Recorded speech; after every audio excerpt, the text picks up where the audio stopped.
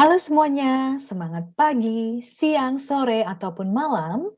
Kembali berjumpa dengan saya, Ibu Filian Arbiani, sebagai dosen pengampu mata kuliah Termodinamika Teknik. Oke semuanya, kita sekarang sudah sampai di topik pembahasan kelima. Kita membahas tentang analisis energi untuk sistem tertutup. Dan secara lebih detail, pada pembahasan kali ini, kita akan melatih diri kita bagaimana kita menurunkan persamaan kesetimbangan energi untuk sistem tersebut, di mana sistem tersebut mengalami proses yang disebut isobarik, atau dia mengalami proses di mana tekanannya tetap. Nah, tentunya masih ingat pada topik sebelumnya, kita sudah membahas tentang yang disebut dengan WB, atau Moving Boundary Work. Nah, ini kita review kembali ya. Apa sih yang disebut dengan WB? Masih ingat, salah satu contoh dari sistem tertutup adalah piston. Nah, kita lihat di sini piston. Nah, di dalam piston ini adalah sistemnya. Dan pada topik sebelumnya Anda juga sempat mendengarkan penjelasan dari saya bahwa antara yang namanya pressure atau tekanan dengan volume itu selalu berbanding terbalik. Apabila dalam satu sistem pressure atau tekanannya dijaga konstan, maka pasti akan terjadi yang namanya perubahan volume. Begitupun sebaliknya. Apabila dalam satu sistem yang dijaga konstan adalah volumenya, maka pasti akan terjadi perubahan tekanan. Nah, dalam hal ini, kasus kali ini yang akan kita bahas adalah sistem tersebut mengalami proses constant pressure. Artinya tekanannya tidak berubah. Berarti yang berubah adalah volumenya. Nah, kita masih ingat dalam piston terdapat sebuah boundary yang dia bisa bergerak. Yang tidak lain tidak bukan adalah bor pistonnya di sini yang digunakan untuk memutar crankshaft. Nah, pergerakan dari si boundary yang bergerak ini berasosiasi, memiliki, dan juga menghasilkan kerja yang disebut dengan moving boundary work atau WB. Nah, masih ingat tentunya ketika misalkan piston tersebut awalnya misalkan berada di initial state 1 di sini di bawah. Kemudian sistem tersebut, piston tersebut mengalami perubahan volume, naik menjadi di titik 2 di sini.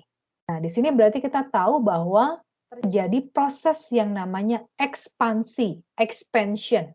Mengapa terjadi ekspansi? Karena di sini ada jarak sebesar ds, yang berarti ada penambahan volume di situ.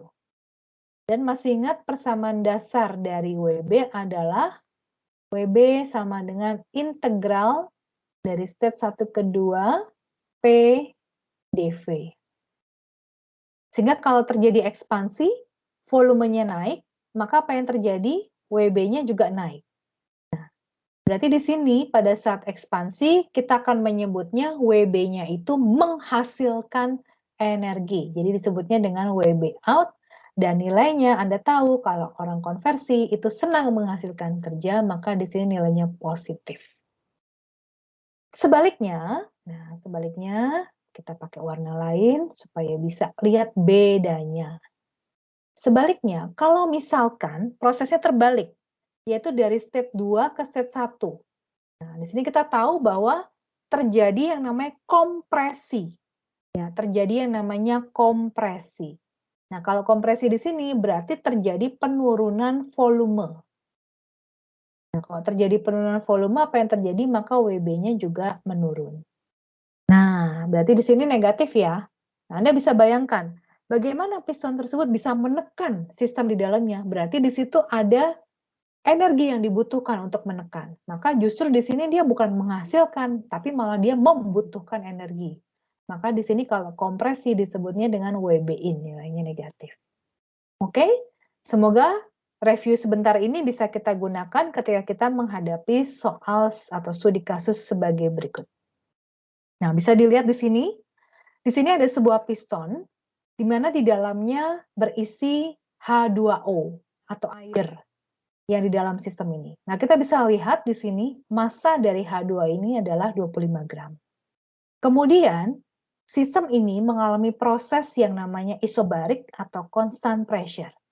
Jadi, tekanan awal dari H2O ini sebesar 300 kilopascal. Dan di sini diketahui bahwa fasanya adalah saturated vapor. Sehingga kalau kita gambarkan dalam diagram PV, masih ingat ya diagram PV ya, sumbu Y-nya tekanan, sumbu X-nya konstan, sumbu X-nya adalah specific volume. Lalu masih ingat dengan gambar kubah uap ya, saturated vapor garisnya dari sebelah kanan ini. Nah, jadi state 1 saturated vapor tekanan 300 kilopascal. Lalu apa yang terjadi di sini? Ternyata sistem ini menerima W electrical in nih dari heater. 0,2 ampere 120 volt selama 5 menit. Sehingga dari situ kalau tekanan yang dijaga konstan, maka yang berubah adalah volumenya. Jadi kita tahu ini berarti dia terima energi bertambah. Sehingga dari situ nanti kondisi yang saturated vapor ini berubah menjadi superheated vapor. Nah, dia bergeser nih ke titik 2 di sini. Nah, titik 2 kita tahu di sini adalah sebelah kanannya saturated vapor, maka ini fasanya adalah superheated vapor. Lalu kita juga lihat di sini dalam sistem ini ternyata ada panas yang dibuang sebesar 3,7 kilojoule. Nah, bagaimana kita menurunkan persamaan atau studi kasus ini? Langkah pertama yang penting adalah kita perlu menuliskan dulu asumsi yang kita gunakan. Nah, itu penting ya. Asumsinya apa nih? Jadi jawaban itu bisa tepat kalau asumsinya juga tepat. Nah, yang pertama kita lihat. Di sini kita lihat pistonnya tidak ada inlet dan outlet, maka pasti bisa kita asumsikan ini adalah sistem tertutup. Jadi ini closed system, itu yang pertama. Lalu yang kedua kita lihat bahwa di sini pistonnya atau sistemnya itu dia tidak mengalami perubahan ya, tidak bergeser. Kita bisa asumsikan bahwa dia stasioner. Sistemnya stasioner system. Nah, sampai sini berarti kalau stasioner tidak ada pergerakan, berarti delta EK-nya secara makro ya, itu sama dengan 0, delta EP-nya juga sama dengan 0. Oke, kalau begitu kita langsung turunkan. Kita menurunkannya dengan satuan kilojoule karena di sini diketahui Q out-nya satuannya kilojoule. Jadi di sini penurunan kita adalah total energi yang masuk dikurangi dengan total energi yang keluar sama dengan delta E sistem. Nah, yang masuk seperti biasa kita tuliskan, kita jabarkan yaitu Q in ditambah W in ditambah MS in. Nah, E out-nya Q out ditambah W out ditambah MS out. Nah, delta E system terdiri dari delta U, delta EK, dan delta EP. Nah, setelah kita menjabarkan persamaan energy balance, kita terapkan asumsinya. Asumsi pertama closed system, maka dia tidak ada MS in dan tidak ada MS out. Kemudian dia stasioner, maka tidak ada delta EK dan tidak ada delta EP. Oke, kita lihat lagi. Apakah ada Q in? Tidak ya. Di sini bukan Q in, tetapi di sini W in nih. W electrical in ya, bukan panas yang masuk. Oke. Kemudian Q out-nya ada, W out ada nggak? Nah, di sini tadi ya, definisi yang penting. Jadi ketika tekanannya konstan, di sini terjadi penambahan volume. Nah, kalau penambahan volume berarti di sini WB out. Ingat ya, kalau ekspansi itu berarti WB out. Kalau kompresi baru WB in. Nah, berarti adanya W out. WB in-nya tidak ada. Sorry, W in-nya ada. W in-nya bukan dari WB, tapi dari W electrical. Sorry, ini ada. Nah, berarti kalau kita tuliskan di sini, W in-nya adalah dari W electrical in, kemudian Q out-nya ada, yaitu yang sebesar ini 3,7 kilojoule. Nah, W out-nya adalah dari WB-nya di sini, yaitu sebesar WB out. Nah, ruas kanannya tinggal delta U. Nah, ini kita bisa, WB-nya ini kita bisa pindah ke ruas kanan. Nah, jadi ruas kirinya tinggal W electrical in minus Q out. Nah, di sini kemudian delta U ditambah WB out-nya kan harusnya negatif, karena dia pindah ke ruas kanan jadi positif. Nah, delta U ditambah WB out. Kemudian kalau kita pecah, WB itu kan sama dengan P dikalikan delta volume. Nah, sampai sini kalau Anda ingat dengan topik pembahasan sebelumnya, ini familiar ya. U ditambah PV, masih ingat?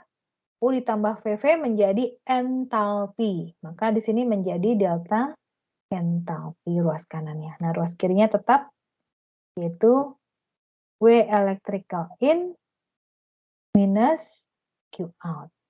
Nah, nanti tinggal dimasukkan aja W electrical in-nya adalah perkalian tegangan, arus, dan waktu. Nah, ini jangan lupa waktunya dijadikan second, jadi dikalikan 60 second menjadi 300 second.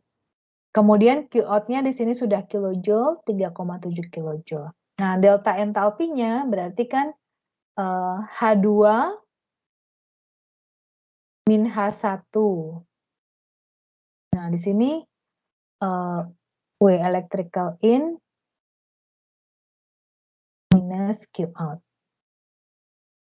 Jadi ini tahu, ini tahu. Nah, H1-nya berarti adalah, ini boleh dipecah lagi ya, karena kan di sini masih huruf besar. Sedangkan kalau di tabel itu kan spesifik. Jadi nanti di sini massa dikali dengan H2 minus H1. Nah, H1-nya adalah kondisi saat dia saturated vapor. Berarti H1-nya itu adalah Hg at P1 300 kilopascal. Masanya tahu, 25 gram jangan lupa dijadikan kilogram. Jadi 0,025 kilogram. Ya. Kemudian masanya tahu, H1-nya tahu, nah nanti kita bisa dapat H2-nya nih. Gitu. Superheated. Oke, demikian. Ini adalah salah satu contoh bagaimana suatu sistem mengalami proses constant pressure, jadi tekanannya tidak berubah, volumenya berubah, dan dia sistem tertutup. Nah, ini adalah salah satu contoh penjabaran atau penurunannya, bahwa ternyata bisa sama dengan perubahan entalpi itu sendiri. Gitu.